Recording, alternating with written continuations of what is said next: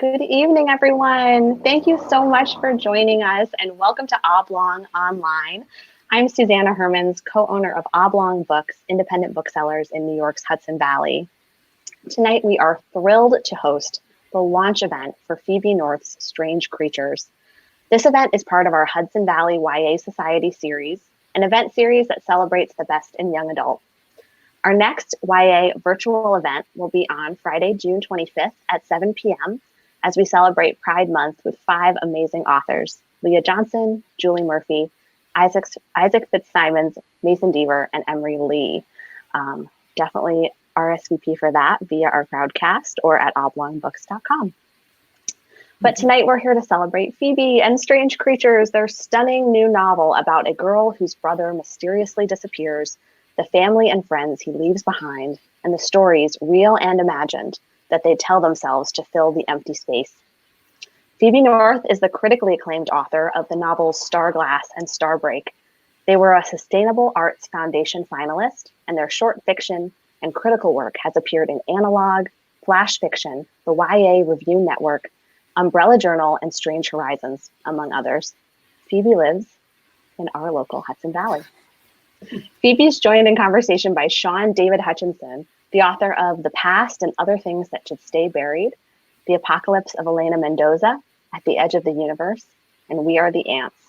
He also edited the anthologies Violent Ends and Feral Youth and wrote the memoir Brave Face, which chronicles his struggles with depression and coming out during his teenage years. He joins us from Seattle. If you have questions for Phoebe or Shaun at any time during the presentation, you can either enter them in the chat on the right side of your screen or in the Ask a Question module at the bottom of your screen.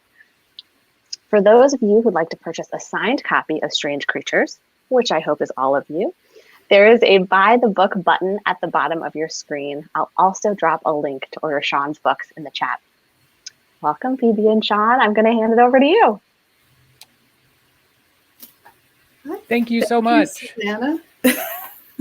Who should I go first? Should you go first? Yeah, no, go for it. This is your day. You should have like a crown and like all kinds of stuff going on. I feel like if we were on Zoom, I could do that all virtually. You probably could. I can make one out of things. I'm a Girl Scout leader. I am going to try to tune out the very kind comments that are already streaming in from many people I love, like my editor and my spouse, who entered his name as Clerky Von Bleppington. It's gonna be a little that is hard. Brilliant. It is, yeah. Knew immediately who that was, but I am just thrilled to be here, and I'm so happy to talk to you because we both write strange books, and I feel like we don't get to talk to many other authors who just happen to write kind of these big, queer, strange books, and that's exciting. Yeah. So... Well, okay, so do you want to tell us a little bit about Strange Creatures first? Strange Creatures is the story of a brother and a sister and their magical kingdom in the woods. What happens when the sister believes the brother's disappeared into it, and then the truth she has to face when he returns. And it's a little bit difficult to talk about it without spoiling because it's very twisty. Shaun's read it, he knows. So there's some big twists in it. And I am excited to share it with people and sort of blow their minds with it, which I hope I do. And it has lots of different kind of experimentation and form. There's 3 different point of view characters. Lots of fun stuff like that. So that is Strange Creatures. Well, okay. So here's what I want to ask. Like this is like the first question. It's like when I finished this, and I get asked this a lot, and I don't ever know how to answer, so I'm really curious, is what draws you to this like melding of fantasy and reality? Like, and do you have clear lines when you start the book, or does it just sort of...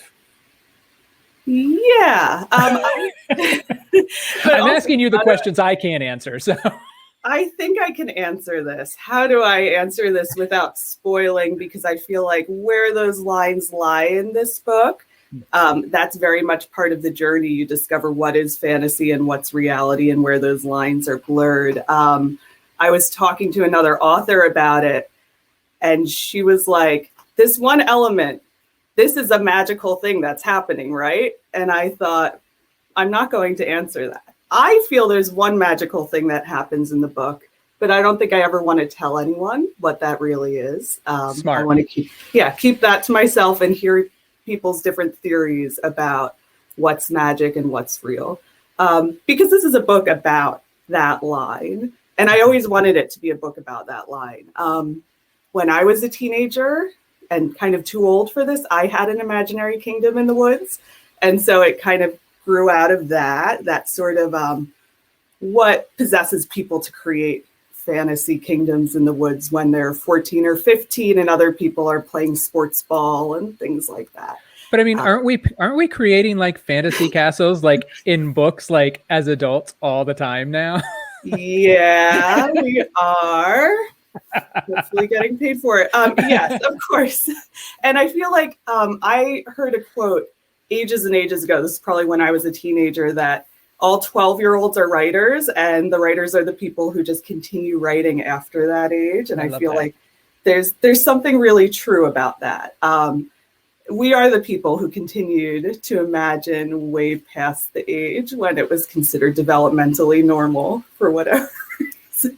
But I think it's a beautiful thing that we do, and I think our society needs storytellers, and there are real reasons why people are drawn to storytelling. And that's what the story is really about for me. It's like, who becomes a storyteller and why? What distinguishes them from other people and other people who might be also telling stories when they're 14 and 15.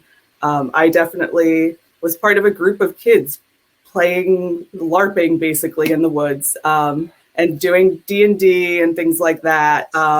There's lots of grown-ups who do D&D but don't become writers. And where is that line? So how about you? Can you talk a little bit about this? Because I feel like it comes in with complicated love story, right? Like, Yeah. I mean, so what's really interesting is I actually kind of learned this, or I was given this advice by my very first agent with my very first book when I wanted to explain the weird thing in the Death Day letter. I wanted to explain where the letters came from. And he's like, what you come up with is never going to be as satisfactory as what readers are going to imagine in their mind. And so I kind of have always just run with that, and it's kind of lazy. But like, it's that thing. It's like with We Are the Ants. Everyone's like, were the aliens real? Did he push the button? And I'm like, I don't know. I'm never going to tell. But I do actually know. Yeah, and that's the interesting thing is like, I had a kid email me and like he came up with exactly what was in my brain. But I've also had kids email me with theories that are so much better than anything I came up with. So I'm just like, I'm not going to say, because did you tell that kid? Oh yeah, I did. I was just I was like, this is exactly what was in my brain. You can't tell anyone. You're taking this to your grave. Yeah, you're right. You're absolutely right. Yeah. And I feel like it's fun to maintain that mystery as an author, but also it's really important that we know what's actually going on, right? Yeah. And I think I can tell, in Strange Creatures, like that you had a very clear idea, like that comes through. Because, I've read some books where, you kind of feel like the author, and his name isn't Shaun, is winging it. And maybe he doesn't really know what's going on in the background. But no, like I had a really, like strong, like I felt like I was in the hands of an author who knew what they were doing. Mm-hmm. And, well, I appreciate that. I tricked you successfully. No, I mean, I think it's important that we have a deep sense of what's real, or what the actual mystery is. It's like any mystery story, the author has to know who done it, and you have to figure that out pretty quickly, or you can't build that mystery successfully. And even if you never reveal it to the reader, they want to feel like this is something they can potentially solve. That's part of why we read, is because we want to like get answers. And I definitely I was one of those people very mad about the ending of Lost. I'm still complaining about it now, but I understand, the impulse of the writers there to be like, no, it's actually about the journey. The answers aren't important, because a book this big is not just about the answers, Right. It is about the journey that we're going on, and not just, where's the magic. I look forward to someone figuring it out. I don't know if they will. Yeah, you would. I'm telling you, like, you'll be surprised. You're just going to get a random email one day, or somebody's going to come up to you in a signing line and be like, "Is this what's going on?" And you're going to be like, "Oh." It's amazing. Yeah, I'm excited for that. I feel like that reader will now be your fan for life, and just, because that's what we're seeking as writers too, that kind of connection with readers, and that being like understood, and, knowing that we're seen, kind of. And yeah, it's interesting, because when we do come up with these things, and I don't know how it is for you, but like a lot of the sort of weird twisty bits come from like my headspace at the time. It's not like it's built around my life, but it's like, this is a thing. And this is clearly like a very personal book for you. And so, it's hard to expect a reader to get like right into your headspace and figure it out. And so when they do, it feels like this amazing connection. But also I kind of feel like apologizing to them and being like, "Oh, I'm sorry." No, yeah, you want people to understand, but you don't want, because it's not always an easy thing to understand. Yeah, I hear you on that. And it's funny, this book had a very long birthing process, I guess I'll call it, where I started this, I'm 37, and I started this my senior year of college, the very seed of the idea, like the lightest seed, and I didn't know what it was. I knew there was a brother and a sister in a kingdom, and some stuff going on in that kingdom. It was a graphic novel until I got bored with drawing. I like drawing, but and then it was a series of poems while I was in graduate school, and it really, I kept coming back to it, and it kept kind of morphing over time and adding kind of these like onion layers sort of on top of it. While I was at grad school, I took a lot of classes. I went to graduate school for my MFA in poetry, but I took a lot of children's lit classes, and I took a class on the golden age of children's literature, and some of that turns up in here. They're having nerdy conversations about classic children's lit. And we took a class on Peter Pan.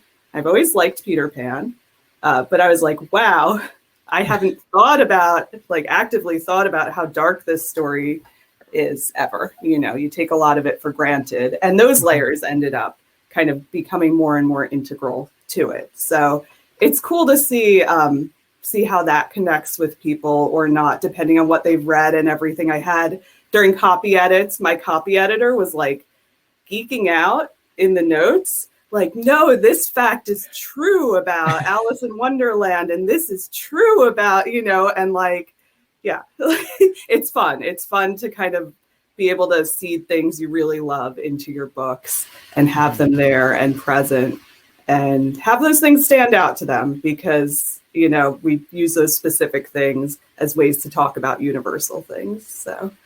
Well, okay. So has it surprised you? And this isn't, I guess this is a little bit more of a generalized question, but I find I'm always surprised by the things that readers connect to, and it's not always the thing I think they're going to connect to. And have you found that as well?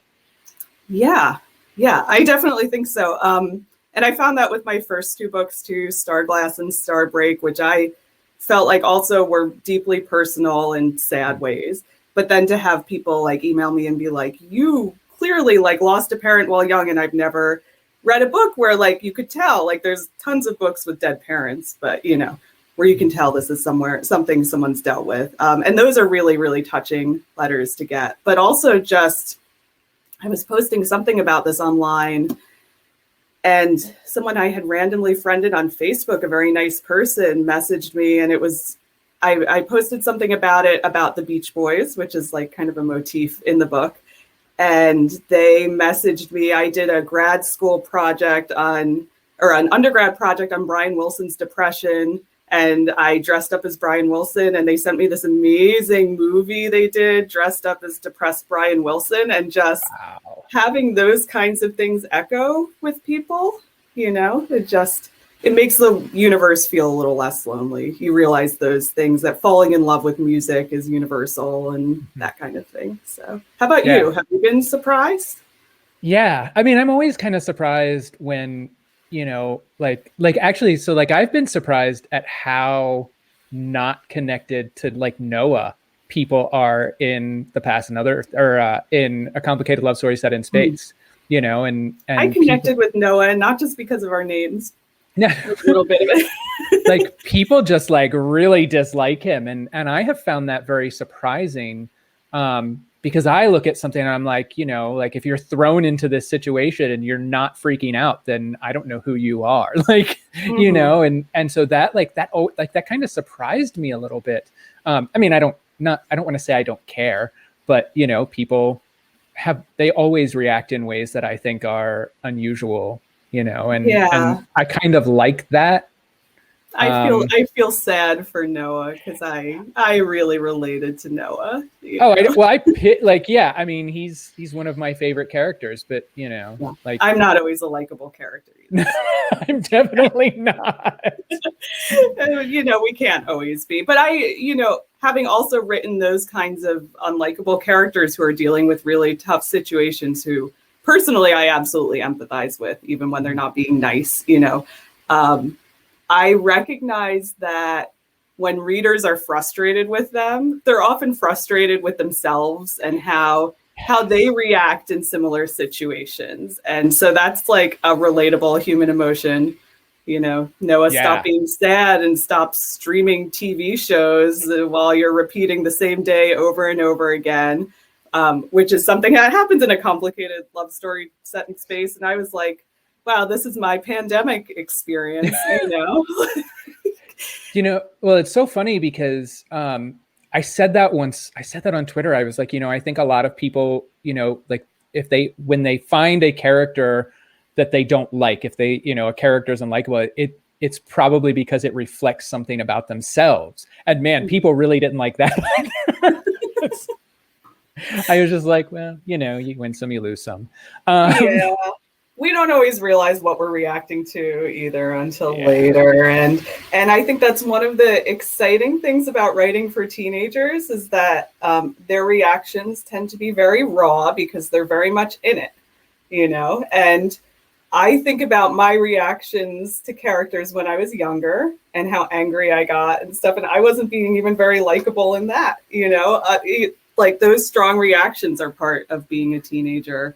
And it's just kind of part and parcel of that. And I feel like as I get a little older, I have more space for, I'm not quite so down on Bella or whoever, as I would have been when I was 19. And that's good, Oh, yeah. I mean, you got to have a little empathy for, for your younger selves and, and for all the young people. Definitely. I reconnected with a cousin of mine recently, and like we hadn't talked since we were both like, I don't know, like 10 or something. And we were talking about, being brothers, and he thought like he was just like not a great older brother. And I was just like, you know what? Like we were all jerks as kids. Like if you weren't like an awful person at least once, like I don't think you did adolescence, and right, totally. Yeah, that's how we learn, by making mistakes. And I feel like that alone was a very hard lesson for me as a bright kid, that you can make mistakes, you can even hurt people's feelings sometimes, but how you learn from that is holding yourself accountable, making it right, making changes in the future. And if you're just like, no, I'm great, I always make great choices, then we are all in trouble if that's what people do. So you can always hope that you'll grow from those experiences. I think that's a very empathetic thing you said to your cousin. Hopefully, So I love this idea because I'm fascinated with sibling relationships. So what drew you to doing this? I'm well, I have an older sibling who's exactly 5 years to the day older. Oh, wow. And Jamie and Annie are exactly 1 year apart, which is a little more intense. In middle school, my middle school best friend was exactly 1 year older than her brother to the day. And I always thought that was interesting. You're not twins. And like, there's something very romantic about the idea of twins. I feel like a lot of kids kind of fantasize about that. And you're clearly separated by age, and it's going to cause differences in friendships and stuff, and especially widening differences as you move into and through puberty. Right. So that those kinds of notions of being reflected in another person, and, you know, being genderqueer and kind of being attracted to the ideas of masculinity and what would I have been like had I been, you know, assigned male at birth, that kind of thing. And yeah, sibling relationships are fascinating. They just are, and they're ever evolving into and through adulthood. They're complicated, and I think they're some of the most complicated relationships we have. Oh, I agree fully. Yeah. So like, I feel like there's really nothing richer than that in many ways. You know, where are you in birth order and what that's supposed to say about your personality? And Oof. you know, are you younger or older? Well, I mean, kind of both. So I have one biological brother who is older, who's 5.5 years older. And then when I was 10, I got 2 stepbrothers, one older, one younger. And they've been my brothers long enough that I feel like a middle brother now. So yeah, so it was like I was the baby, and then all of a sudden I was a middle kid, and it was just yeah, I'm the baby. And that's just, you know, and that informs the way you move through the world for the rest of your life. You know, it's funny. I often end up with friends who are older than I am. And I feel like a lot of that is having had an older sibling, just getting the cultural references that kind of generationally I shouldn't quite get, things like that.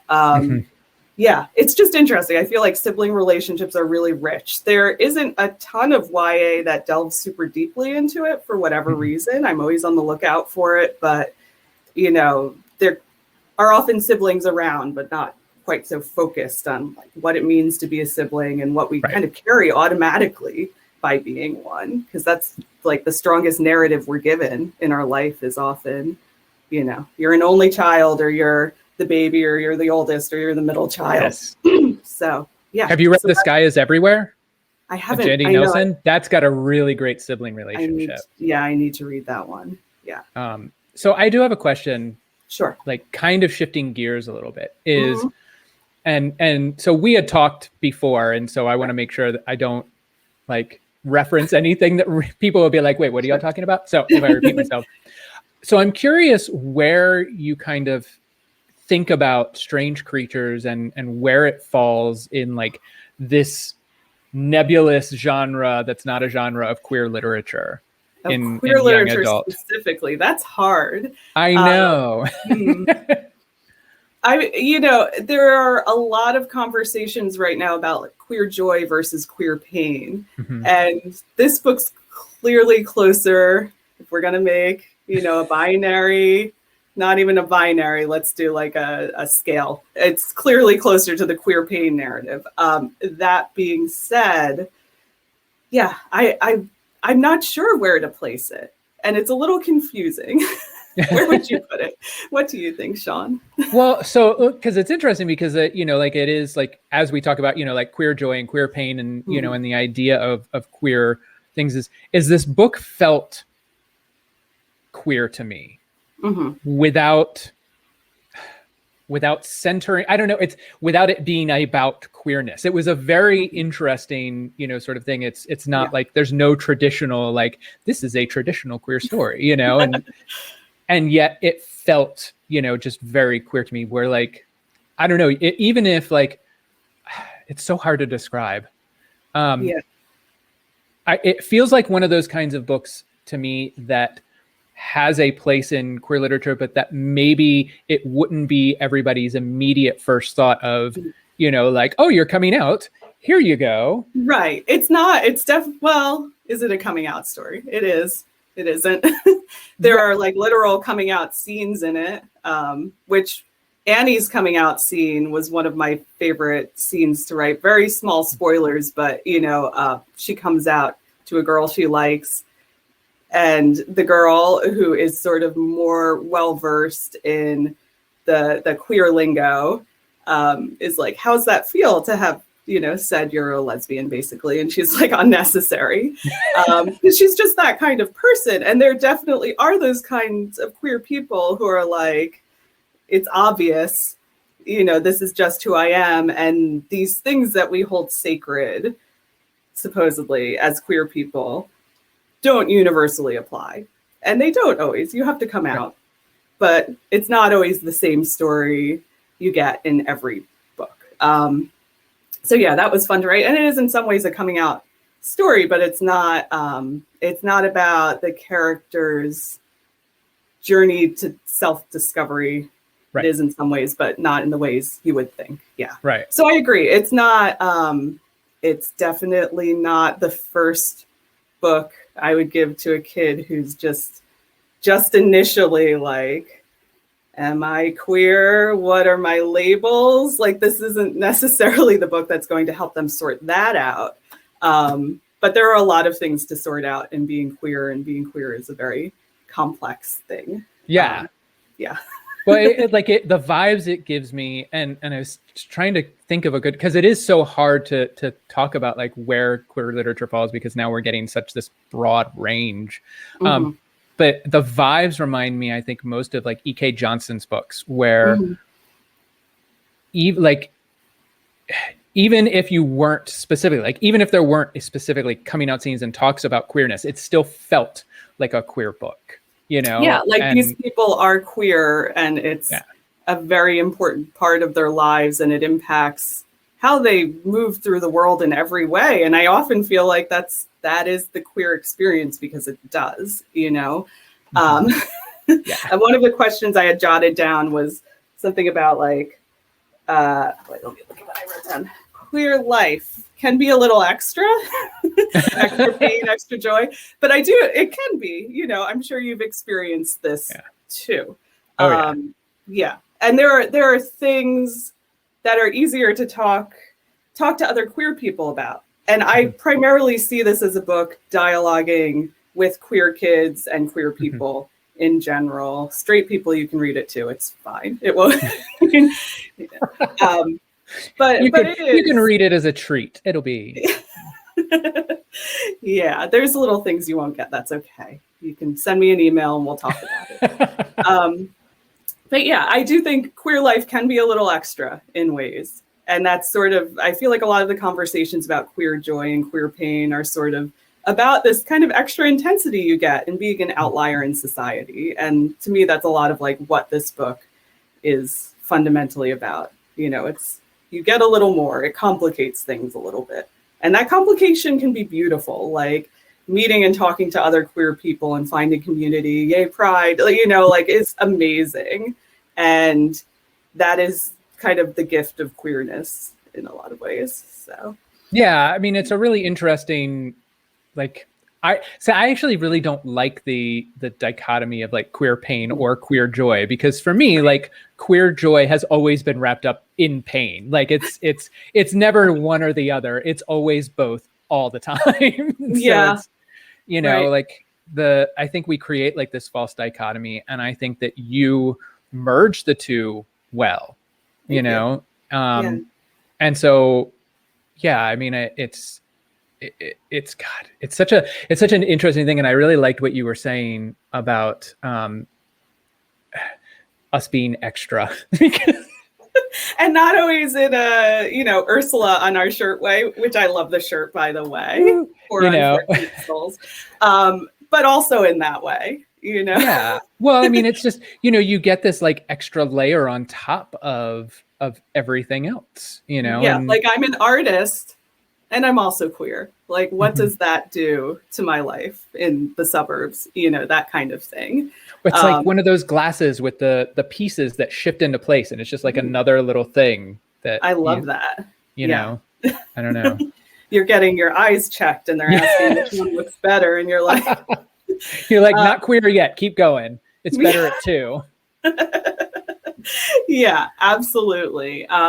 Yeah, I think it's complicated. And I was a teenager who was deeply closeted in many ways. And we talked about this previously when we Skyped. I was obsessed with the Heralds of Valdemar. I think I'm saying that right, which if you've never read them, audience listening, are magical horse books about mostly abused, often queer teenagers who, like, a magical white horse finds them and says, "You're special, and you're coming away with me to the city to go to college," basically. And they don't sleep with the horses. Shaun was a little confused about what happened in those books. Yes. Yeah. Anyway. And those books were, super tragic often. The one that was about the gay horse wizard, Vaniel, was extreme. His lovers all die and then are reincarnated. And I was like, it's so beautiful. It speaks to Yes. Now, as an adult, I could see there were problematic parts of it. Oh my gosh, yeah. But the intensity, and I've reread some of them as an adult, and like the descriptions of things like bullying. But knowing that maybe someday in your future, you will go on to magical college with your horse and wear white leather and be special and magical. And, and I think in a lot of ways, that's the literature I would put Strange Creatures. Yes. No. Yeah, because, she goes on to college at one point and finds some queer people to hang out with. And it's beautiful and wonderful and tragic. And I feel like a lot of times when we're telling teens it gets better, we're not quite telling them what happens when it gets better, which is that you will find queer people in college and it will be amazing and blow your mind. And, it'll be better than your hometown. Yeah. Yeah. I mean, I'm still waiting for my horse, but and the white leather. No, I don't do leather. It's but no, it's interesting because like the narrative of it gets better is again, it's like a problematic one for me, because it's like, that was like, it was one of the things that I wanted to address in Braveface, where it was like, it gets better and then it gets worse again, and then it gets a little bit better and then a little bit worse, and like it's never static. And I think you just mentioned it, like, and I wish that I could go back and put that into the book now, is that like the part where it gets better is the part where you meet people who carry the burden with you. Ooh, like, that's beautiful. Don't have a pen. Beautiful. Someone write it down, please. But yeah, like, no, like that, and I think that that's the promise of queer literature, and queer literature like this, and is that the connections and the people we meet. It's the people we meet along the way. No, it is. Thank you, Carlton. But it really, I feel like that is in many ways the queer journey. Joy and pain and extraness is like, it's finding community. And happy Pride, it's June 1st, and like, what is Pride but figuring out your community fundamentally. And it's a wonderful thing. Yeah. Now I'm going to choke myself up thinking of it. Well, it's really neat because, like, we're one of the groups that queerness kind of bridges divides of everything in a weird sort of way, Mm-hmm. Like, when you find you're part of this group, it's not like we all love football, so like now we are football friends, it's the people that I met and that I hung out with, as my queer family, were vastly different from one another in the very best ways. And it's funny because there will often be sort of these cultural connections, because a lot of us have gravitated towards similar things in our youth, in our lonely youths. In the before times, I was doing weekly trivia night with a lot of queer people, and one of the questions was about Rent, and we all like scrambled for the card. I'm not even that big of a Rent fan, but like those sorts of things, and realizing that like the same pieces of culture were calling to all of you separately, even if you have vastly, vastly different backgrounds and come from different places and are different sexualities or identities. These are still kind of signposts in your life. And it's a cool feeling. Okay. So I do have one question that I want to ask you. Okay. This is my favorite question. Okay. If your publisher came along and threw buckets of money at you and said, write whatever you want, what is something that like you would just really want to write about that maybe you think is too weird or is unsellable, or because I have tons of unsellable ideas. Just ask my agent. But so I'm curious, like, what is like your dream project? Well, I'm very, very lucky in many ways. And my editor is watching. Hi, Jordan. No, I'm very lucky in that he seems game for a lot of my weirdest ideas. And this was definitely one of those. I was at a point in my career where I was like, will I have another book? I don't know. I'm going to write this weird thing that I've been trying to write for years, and do it anyway, because I want to at least be able to say I've written it. And he always believed in that, and that's fantastic. And I've brought him some other very, very weird ideas, and, he's down for them. Other things I like what is unsellable, to me, that's that, because I've decided I can't worry too much about, which is very foolish. No, not at all. Because I'm not an agent, I'm not an editor, I'm not a publicist. I feel like those things aren't my job. What I can do is have these really big, ambitious, odd ideas and write them and create some kind of narrative with meaning. This is a lot of rambling. No. I've always wanted to write a really cool, weird band book. We'll see. I drafted something. We'll see. We won't speak of what might be going on, because I find bands fascinating as someone who only very recently began to understand music at all. Just like how music works. Oh, you mean like the music industry, or like music itself? Music itself, like music theory. Oh, okay. That's sort really of cool. Like, I can understand stories and how those work, but like it used to be that I would listen to a song and I wouldn't be able to tell like what was the bass and what was the guitar and the piano. And now I'm like, oh wait, no. And I can start to tell chord changes and stuff, but it seemed like magic to me. And so that there were people who worked together to do this is like extra magic. So yeah, something about bands, because there's a part of me that wants to be just a little bit cooler than I am. I think I'm pretty cool, but but how about you? What's your secret? No. I only have like one idea that I don't think I can ever sell, and it's just a completely like absurd book. Like, it's about this. It's basically a book about what it feels like to have depression. And so it's like this kid who lives in this apartment, and his mom is a parrot who constantly screams at him to wash his hands and unload the dishwasher. And like his dad is a sack. Parrot? Like a literal parrot. And like his dad is a sack of potatoes that just randomly like is in different places in the apartment, constantly in his way. And so yeah, it's just like, it's all very sort of like absurd and metaphorical, like surreal. Yeah, like he wakes up and his pockets are full of sand, and like every time he empties them, they refill. And the story is that he's being hunted by this like creepy like serial killer who like haunts the apartment building. And then he sees like there's two apartments and one's across the way from the other, and like the whole road is filled with water, and he sees somebody along the other way and nobody's ever been there before. And so it's like this whole weird depression metaphor called "Have You Tried Smiling?" And right. And so that's an amazing title. You know that, right? Yeah. And I want to write, but like, it's so, what's so funny is I just don't think that I could ever write it, because I don't think I can, like, I don't think I have that, but like, I kind of wish like I could give it to Amy King and let Amy write it, because I think that that's exactly the kind of thing like she could pull off. I'm a bad person to talk to about this kind of thing, because I will just tell you that sounds fantastic and you should write it.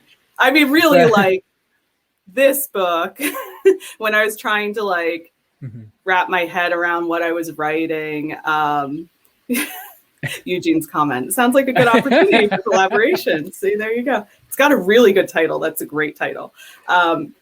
Yeah, like this book, Jamie's section. So this is in 3 different POVs, and they repeat. So there's like 6 different sections, and Jamie's section is split in 2 in stream of consciousness in 2 different modes, we'll say. And originally when I wrote it, it was even more complicated than it is, where they had the 2 columns had the exact same number of words. It was very hard to write. I don't know why I created that restriction, other than that I have an MFA in poetry, and I was like, this is, I like rules and challenges. Wow. So. But I mean, that to me seems just as absurd as, the parrot mother pockets of sand. It probably needs like a frame or something. It needs, once you figure out what it is, the whole thing will open up and you will have to write it so I can read it. Maybe it'll take 10 years. I don't know. In my experience, those kinds of books do. Okay, so I also curious, is there an IP project you would ever want to work on? Like, is there some property?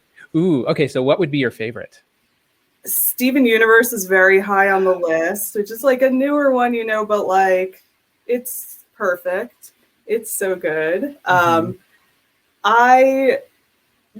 at the same time, and that one like is close to what I actually do with writing, there are a lot of IPs that I love that I don't think I'm the writer for at all, like Star Wars, sure. But like, I would have to put a lot of tragedy in my Star Wars that like. No, I disagree. I think you would be perfect. Well, thank you.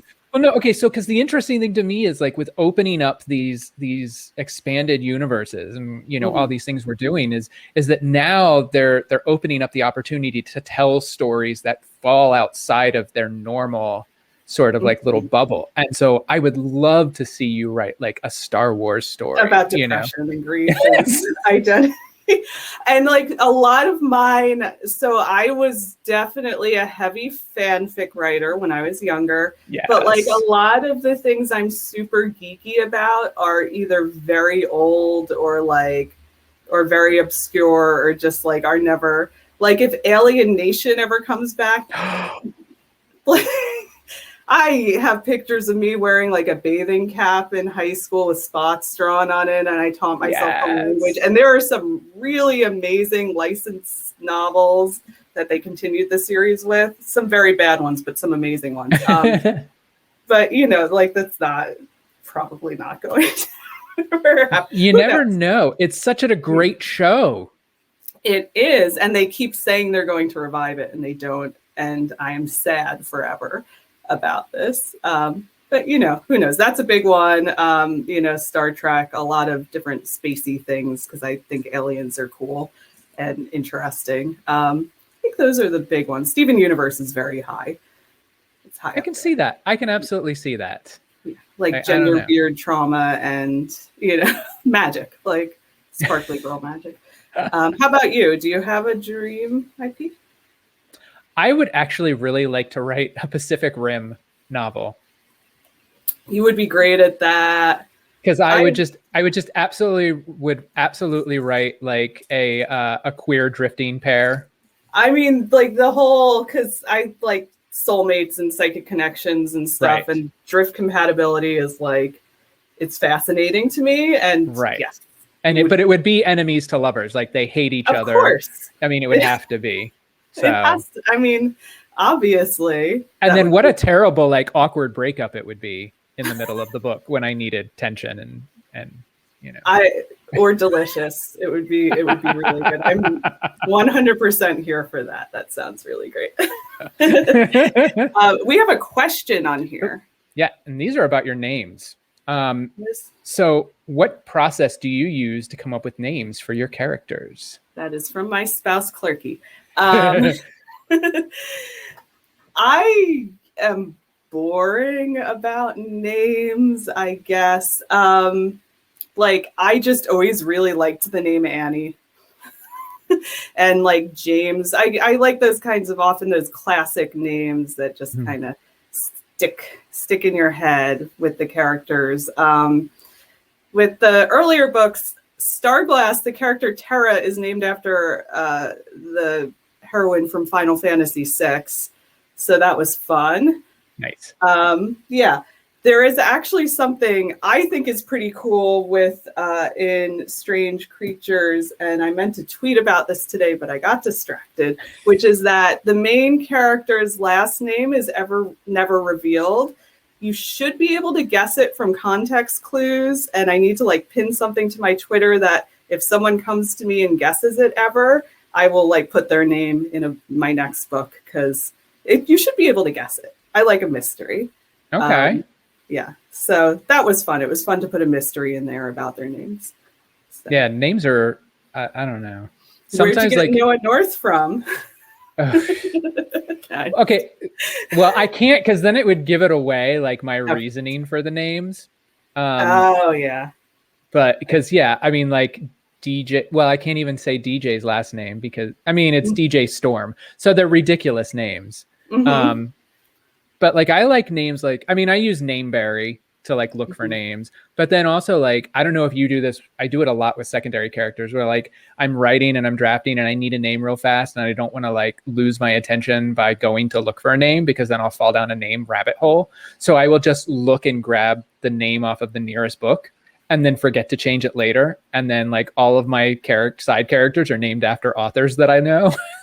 I mean, I think that's fun. I very often just pick people I know as placeholder names, which is not always, because sometimes you forget, you know, and those names stick to sometimes, and you hope that it was the right character and flattering enough. Whoopsie. Yeah. I always do that. Like, I feel bad. I'm like, uh-oh, I hope they don't mind that I killed them off. Authors love that. We all know. We know how many characters you have to name, like if you're writing about a small town or whatever, you know? Yes. Well, there's a friend of mine on Twitter, Greg. He was convinced that I had written this like a-hole character in the beginning of the Apocalypse of Lena Mendoza and named him after him.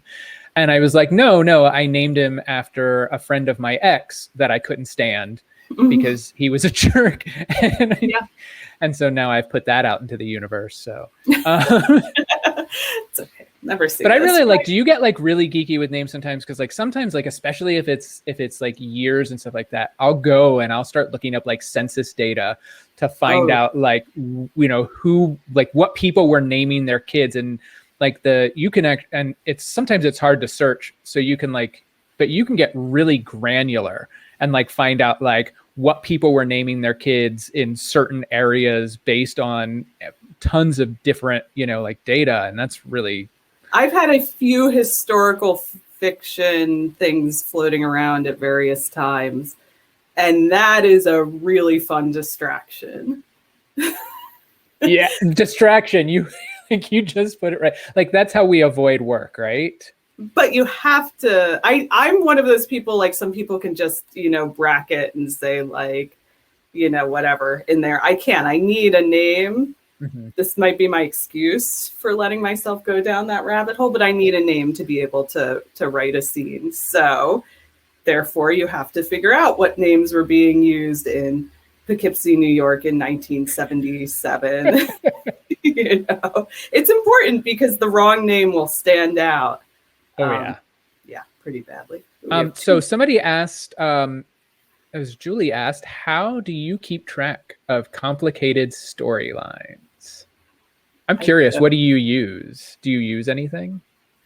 Yeah, it's all up there, huh? All up there. It's very dangerous because I had to, with this book, it had a very long editing process.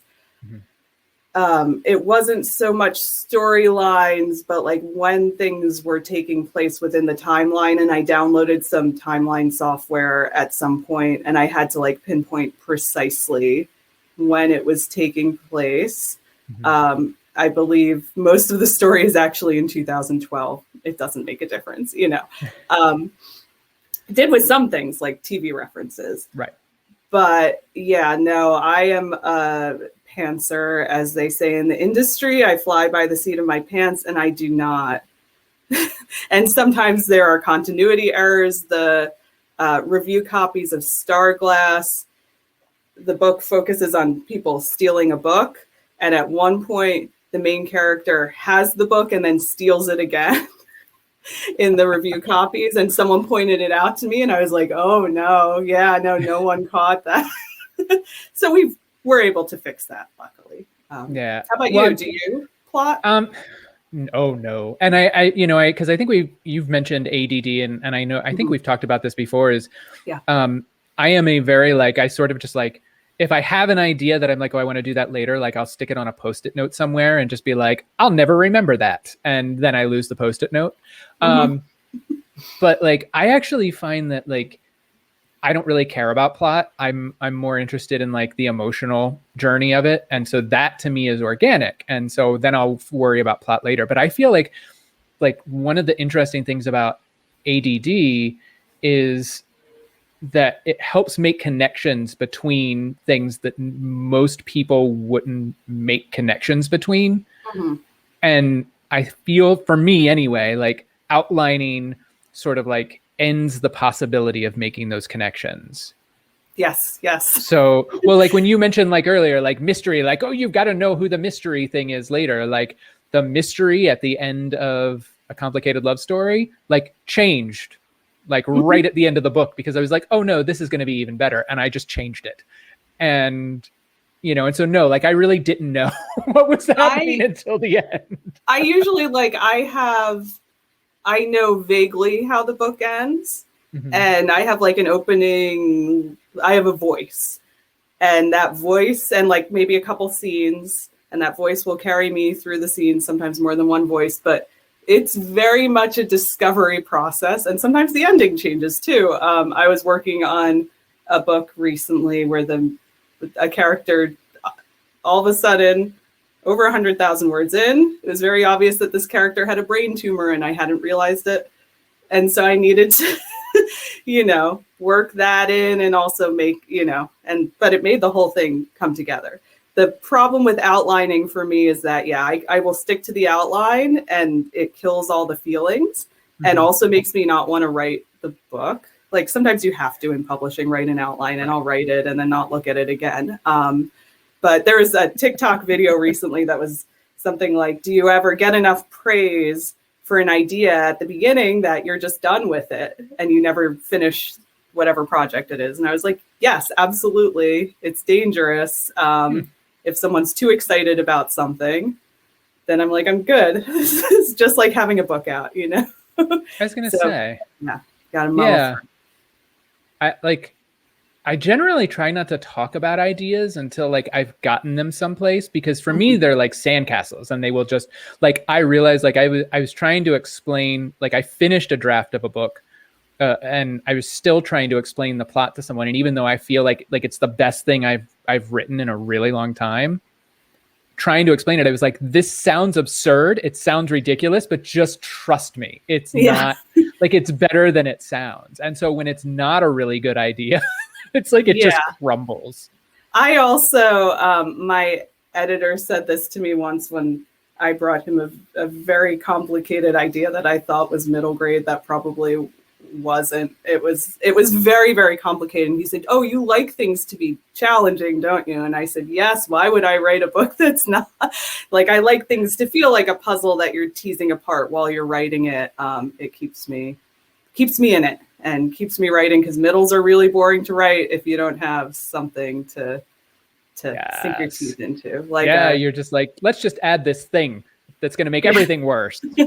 A breakup in a giant robot suit, and it'll be. Do we have? I think we have a couple more questions. Yes. Well, so we've got, at age 15, what were your favorite books? Well, there were those Heralds of Voldemort. I guess those were a little younger than that. My shelf of favorite books. That was the age when I started to get a little more pretentious and read things like Generation X by Douglas Copeland and a lot of Chuck Palahniuk and all these authors that I didn't know were queer and weird. I knew they were weird, but those were all subtextual. And that was what I was really into. And I was also at that age really into beat poetry. I had a great English teacher who at one point let me stand on a desk and read Howl. And I was like, I'm good for the rest of my life. How about you, Shaun? What did you love at 15? Oh, at 15, I had the worst taste in books. It was all just like really bad, like white guy fantasy novels.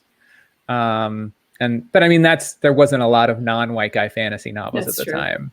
I love fantasy. Like I got out of fantasy for a really long time. And now, like the kind of like fantasy we're getting, I just read, A Master of Jinn, and it's an amazing sort of like, I guess it's not really fantasy, but it is kind of fantasy, but it's, yeah, like we're getting some amazing stuff now, but yeah, it was really bad. Like, Terry Brooks and Robert Jordan and, I loved a lot of that stuff. I've had a very long Anne McCaffrey period.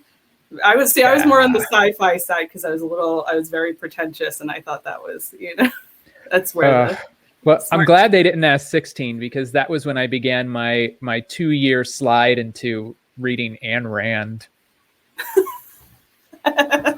Like seriously, like, look, it's okay to like bad philosophy in high school, but if you get to college and you're still reading The Fountainhead, like reassess, like definitely reassess. I've gotten away with never reading, just having people talk at me about them. You somehow miss nothing. I have like many copies of The Fountainhead that have found their way to our They shelf. make good doorstops.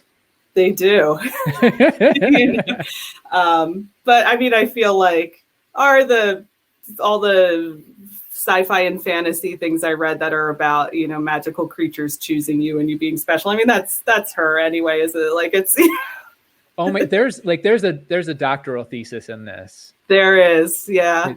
In another life, either of us. Seriously, if my agent if she listened and she's like, you're not writing anything else, like you already have enough to do. Yeah, like those fantasy and sci-fi books were like everything, but there was not a lot. It was no. It was a desert out there. I was really into these books about talking swords, The Sword Singer and Sword Dancer. Ooh, okay.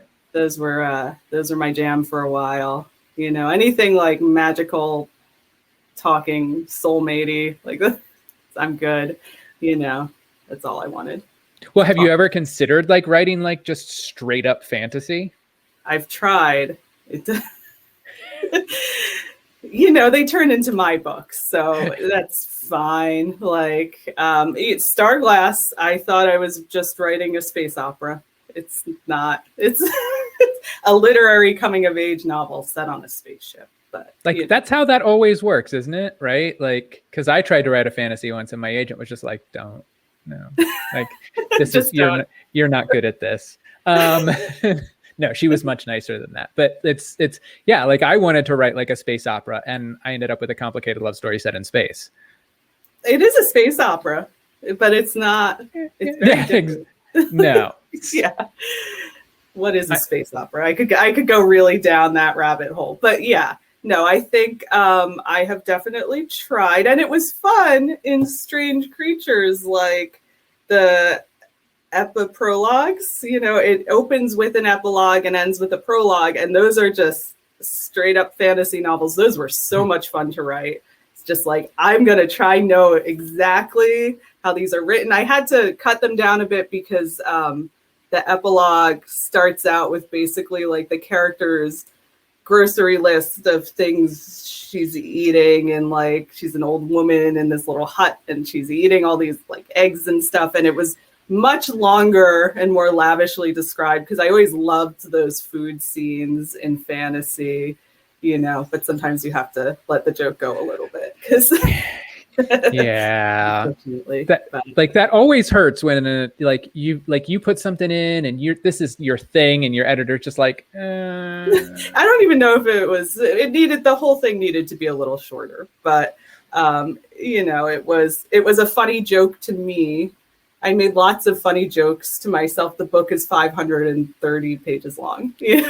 Maybe one day we'll get the author's preferred edition with all of the extras. Oh my God, it would be so long. I am very grateful as someone who writes very long books to have an editor who will edit me, because otherwise you end up with 1,000-page books, and those are very heavy. Hi, Susanna. Hi, guys. I'm Hi. back. I can't believe this hour went by so quickly. Oh my God. It absolutely flew. This was such a fantastic discussion. Thank you. So much. Did you have any parting thoughts or words of advice for, I mean, this whole thing has sort of been advice. Yeah. Write the weird book. That's always my advice. Just do it. Do it. It will be terrifying and take 10 years. But you'll be okay. This is why no one should listen to me. But no, absolutely listen. I think writing the weird book is absolutely the best advice. You won't regret having written it. Mm-mm. So that's important. That's fabulous. What a beautiful bow on the end of this event. Thank you all so much for joining us tonight. Thanks to Harper Teen for making this possible. And if you haven't already, snap up a copy of Strange Creatures. You can click the buy the book button on our page. You can visit oblongbooks.com, or I'm sure you can find it at your local independent bookstore wherever you may live. And definitely also check out Shaun's work. He has a new book coming out this fall. The link is in the chat on the right. If you scroll back up a bit. Shaun, Phoebe, thank you guys so much for this extraordinary event. Thank you, Susanna. And congratulations, Phoebe. Thank you. And I just want to say, for sure, everyone pick up a copy of A Complicated Love Story Set in Space, because it's mind-blowing and strange. It's just as weird as my book, and I want to talk to people about it. Oh, thank you. I can't believe he did that. So yeah. Thank you so much, Susanna and Shaun. Thank you, Susanna. This is really awesome. And thank you, Phoebe. Congratulations. Thank you, Shaun. Yay. Good night, everybody. Good night. This is where we all look for the button.